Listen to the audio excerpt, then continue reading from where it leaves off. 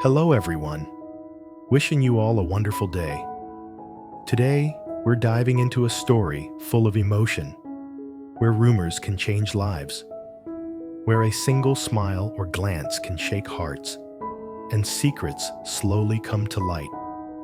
We'll follow Huyen, Maya, and the turbulent relationships around them, from peaceful moments to the storms they face. If you enjoy this story, don't forget to hit subscribe so you won't miss the upcoming videos. Have you ever seen a person who just wants to live quietly, but because of one careless sentence said in anger, suddenly becomes the center of gossip for an entire town? Or a woman who only wants to raise her daughter in peace, but overnight she's labeled a homewrecker, even though she never crossed any line? Today, that story finally comes to light. And when you hear it, you might ask yourself, how cruel can people truly be with their words? After the divorce trial, it looked like the storm was over. The papers were signed, the shouting had stopped, the door had finally closed. But no, turns out the real storm hadn't even started. Because just when he thought life could move on, he heard the rumors that Huyen had interfered in someone's marriage, that little Maya wasn't really welcome anywhere, and that Tuk's mother, the woman who should have known better, was adding fuel to the fire. And he had always been the quiet one, the one who avoided confrontation. But this time, would he stay silent? Or would he finally step up to protect the woman he loved? When he walked toward Tuk's mother's house that day, the whole neighborhood, and I mean the entire neighborhood, held its breath. Because whatever happened behind that metal gate would either clear everything up or unleash a storm no one could stop. If you're ready to get into the next part, where even the smallest sentence can become a weapon, remember to like the video, subscribe, and turn on notifications. You don't want to miss any part of this story. Now, let's continue. That afternoon, the late sunlight washed over the narrow alley like a half-finished painting, the kind an artist abandons mid-brushstroke. Not because it's ugly, but because the sadness is too heavy to complete it. The light wasn't clearly yellow, wasn't orange either. It was muted, like nostalgia that hasn't found a name. The walls on both sides glowed faintly. The corrugated iron roofs reflected a soft shimmer from the setting sun, blending with the pale green vines crawling over everything. The neighborhood kids were still chasing each other in their worn-out sandals, the sound of feet slapping the ground. Lep, lep, lep, echoing like cheerful percussion in a place that suddenly felt too quiet. Right in the middle of the alley, Tui had parked her old motorcycle. No sound, no movement. Her posture calm in a way that almost felt unnatural. The helmet covered half her face. Only her eyes were visible. But these weren't ordinary eyes. They didn't just look. They observed, judged, pierced straight through whatever they landed on. In front of her, the metal door of Huyen's house was slightly open. Through that gap, Tui watched everything unfold, as if someone had crafted the scene, especially for her eyes. Except this wasn't a movie. It was her life. Her loss, her destruction. She saw Huyen carrying a bucket of water to the yard, moving with that quiet gentleness she always had. She saw little Maya skipping behind her, clutching a teddy bear with a torn ear, giggling every time the water splashed her cheeks. And she saw him, leaning against the doorway, a towel in his hand, watching them with a softness that could melt even the coldest day. A regular moment, so simple and ordinary, yet for Tui, it was unbearable. A picture-perfect life. Full, warm, peaceful. A life that used to be hers. Beautiful, Tui murmured to herself, though the smile that curved on her lips was thin and sharp. Not a smile of joy, a smile that cuts. The kind forged from envy, from rage, from a pain so deep it no longer shows as sadness, only bitterness. She watched Maya run toward him, her voice clear as a tiny bell. "Uncle, we're going to the park tomorrow, okay? Me, Mom, and Aunt Huyen." The moment Maya said that name, he turned, his gaze softening, his whole face lighting up, as if someone had reopened a window inside him. He smiled. A warm smile, a familiar smile, a smile that once belonged to Tui. Back in that tiny rented room at the start of the alley, when she used to make him ginger tea on cold nights. That was the smile he gave her, the one that made her believe their love would last. But now it wasn't hers anymore. "Yes, Uncle promises," he said cheerfully. And in that moment, Tui understood something painfully clear. Some things don't need goodbye words. Some relationships don't explode. They just fade. The moment a smile no longer finds its way back to you, it's already over. Huyen looked over at them then, still smiling, but her eyes flickered for just a second when she heard Maya say, "Uncle." That tiny expression, that 1-second flash, hit Tui like cold water and hot water at the same time. Confusion, jealousy, fear, disbelief, all tangled together. Tui lowered her helmet visor slowly. She started her engine.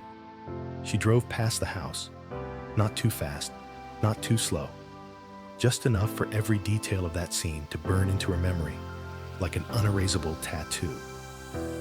No one saw her. No one noticed she'd been standing there, and that invisibility, that silence, was what destroyed her. The wind that night was colder than usual. The old metal roofs creaked like something was trying to claw its way out. Tui stopped in front of an old, weathered house. She knocked. A moment later, a voice came from inside, hoarse and sharp. "Who is it?" "It's Tui. Good evening, ma'am." The door opened.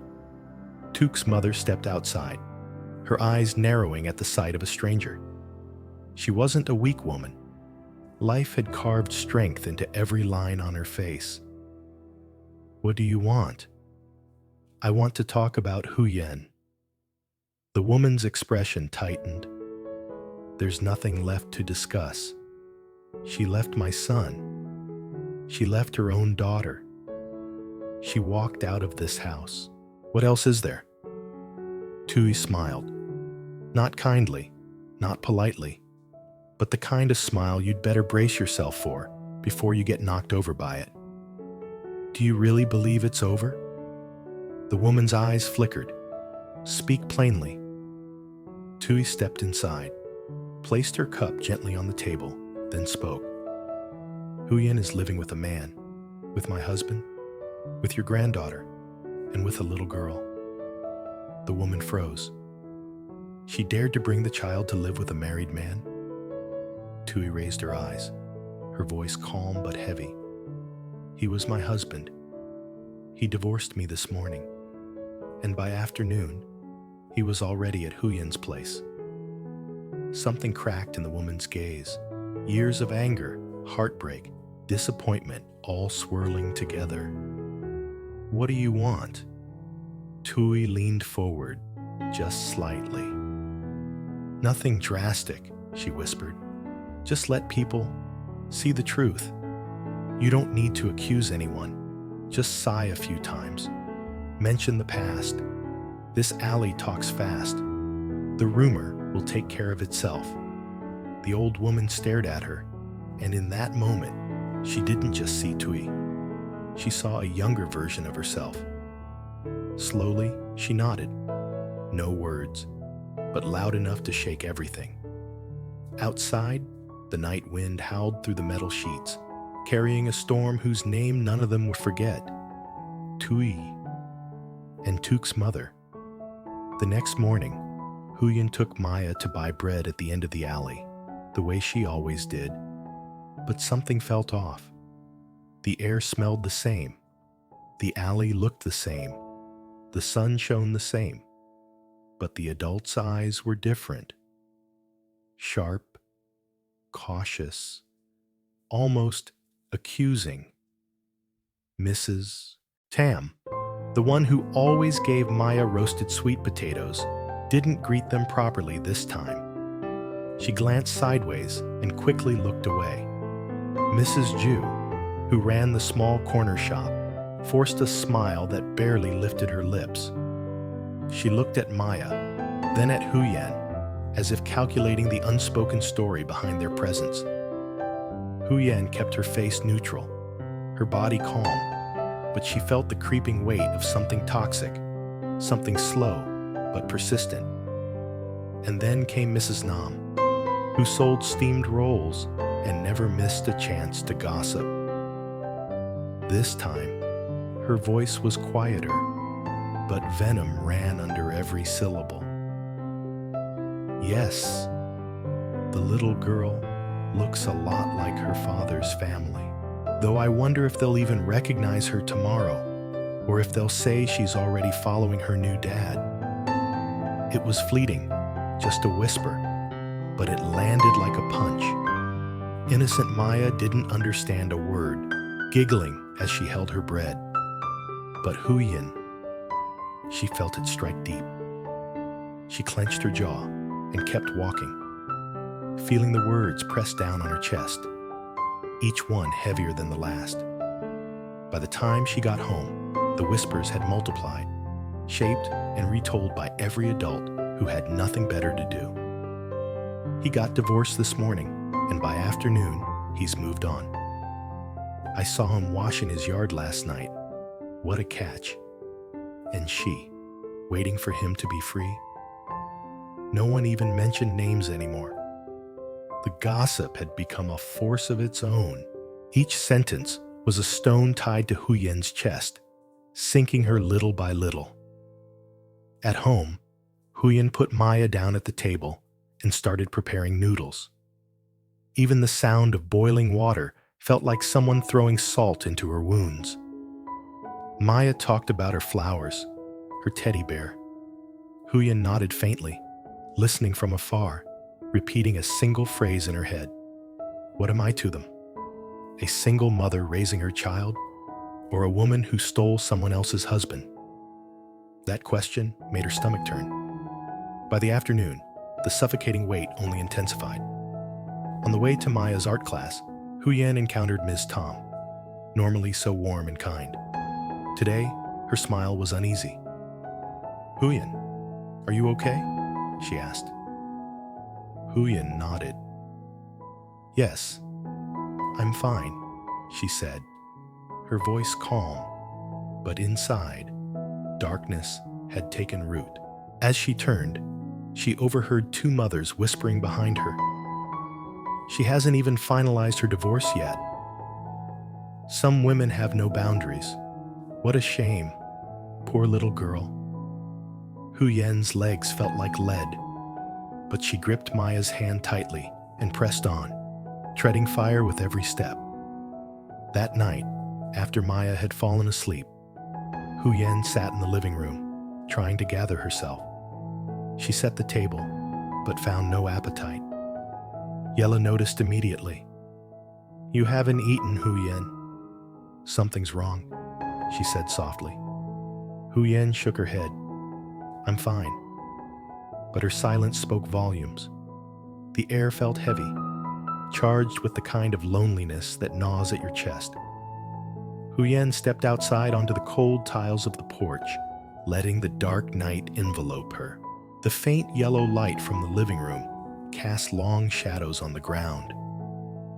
Huyen stared at her own shadow for a long time, whispering almost to herself. What name do they give me? The woman who escaped a terrible marriage? Or the one who seduced a man into leaving his wife? No one answered. Only the wind responded, carrying the scent of burned straw from somewhere deep in the neighborhood, an almost physical reminder of the rumors spreading like wildfire. Finally, she returned to Maya's room. The little girl was fast asleep, clutching her worn teddy bear.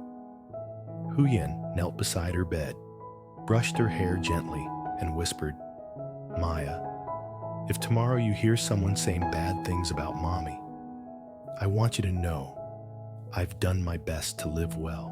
I've tried. Always." A tear slid down Huyen's cheek, quickly wiped away before it could disturb Maya's sleep.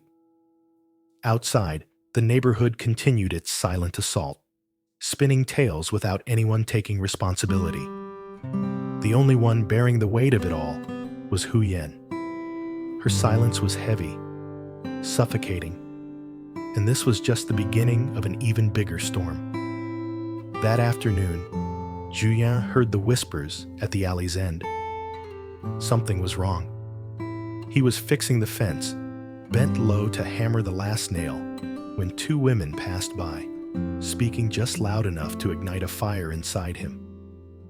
She got divorced this morning, and by afternoon, she's already living with another man. Poor Maya. When she grows up, how will she explain all this? Julian's hand froze mid-hammer. The metal struck cement with a dull thud. He straightened, feeling a tightness in his chest, as if someone had clamped onto his heart. Slowly, he walked toward the women. His voice, low but restrained, made them jump. "Who are you talking about?" The women glanced at each other nervously. "We're just talking about things in the alley," one said. They mentioned Huyen indirectly, as if saying her name was too dangerous. "And what exactly are you saying?" Julian pressed, his teeth clenched. "We're just repeating what we hear. If a woman knows how to behave, she shouldn't get pointed at." Julian's eyes narrowed, just for a moment, but it was enough. "Next time, don't mention her name," he said, voice sharp, then turned and slammed the door behind him. Dust fell from the ceiling, shaking like the aftermath of a small quake. Inside, Maya was playing with a flower pot, while Huyen stood in the doorway, holding a cloth. She noticed the tension on Julien's face, but didn't ask. Sometimes, silence says more than words, and this silence meant the storm had arrived. Huyen placed the bottle on the table and stared at it, eyes deep and searching for something, an anchor she no longer felt. Julien took her hand. Her palm was icy cold. His voice softened, but carried the weight of every unspoken vow. "You heard everything, didn't you? Tell me, what did they say?" Huyen shook her head softly. "Nothing. Wrong," she murmured. But her trembling betrayed the truth. Julien squeezed her hand tighter, heart breaking at the weariness he saw. The weariness of someone who had already endured too much. "They say I seduced Julien, that I stole someone's husband, that Maya is abandoned by her father's family, that I'm following him because I have nowhere else to go." Huyen closed her eyes. Tears fell, landing on their joined hands. "It's not that I mind what they say," she whispered. "It's that it hurts. It hurts knowing Maya might hear this, that she could grow up hearing those lies." Julien inhaled slowly, a lump rising in his throat. He hugged Huyen, pressing her face to his chest, holding her tightly. "I won't let anyone hurt you. Not you. Not Maya. No one has that right." That night, after Maya was asleep, Julien grabbed the keys and went straight to Tuk's mother's house. Huyen would have tried to stop him, But he didn't care anymore. He couldn't. He wouldn't allow anyone to use Huyen's name to trample on her life. The old door opened.